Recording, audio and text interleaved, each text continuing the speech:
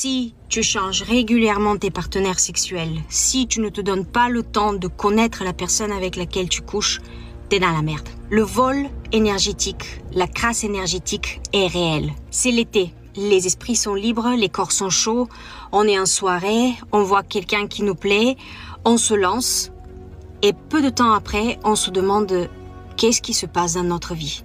Quand je dis connaître la personne, c'est vraiment de savoir quelle est cette personne, qu'est-ce qu'elle vit au quotidien, quel est son entourage, ses habitudes, ses pensées, ses projections dans l'avenir. Si vous ne connaissez pas la personne avec qui vous couchez, elle peut siphonner votre énergie. Les actes sexuels sont un échange puissant d'énergie. Si tu considères le charnel, le fait de coucher avec quelqu'un juste pour satisfaire ton corps, tu es dans la merde. Toute votre vie, vos projets, votre santé peut basculer de jour au lendemain. Bien sûr, c'est très compliqué de connaître quelqu'un de 2-3 dates. Des fois, les gens portent des masques avec des mois.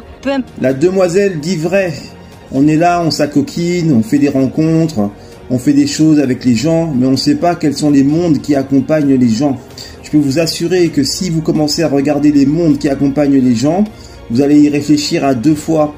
Et même si les personnes paraissent sympas, paraissent cool, tu ne sais pas en fait avec qui elles traînent dans l'astral, tu ne sais pas avec qui elles traînent dans les mondes invisibles. C'est ça qui se passe. Et si tu écoutes ton intuition, et si vraiment tu portes ton attention, ton regard en fait lumineux sur la personne, tu vas voir qu'il n'y a pas grand monde qui peuvent être compatibles avec toi. La première chose qu'il faut faire, c'est d'abord être au point avec soi-même. Déjà toi-même, est-ce que tu es correct? Parce que c'est bien d'essayer de regarder les choses chez les gens, mais si toi-même t'es pourri, ton regard va être biaisé. Donc d'abord, il faut d'abord aller voir tes propres démons, aller voir les propres mondes qui t'accompagnent, les propres traumatismes qui t'accompagnent, travaille dessus, sois au clair, augmente ta fréquence vibratoire et après, tu éventuellement, s'il y a quelqu'un qui t'intéresse, tu auras un regard beaucoup plus objectif et tu pourras faire de meilleurs choix, plus judicieux. Les rapports sexuels, c'est bien, c'est sympa, mais ce n'est pas le plus important. Le plus important, c'est que tu sois OK avec toi-même.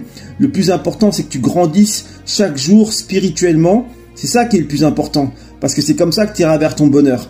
Et lorsque tu trouveras une personne, ce sera pour faire quelque chose de plus grand, aller plus loin, mais pas pour des envies, pour des pulsions.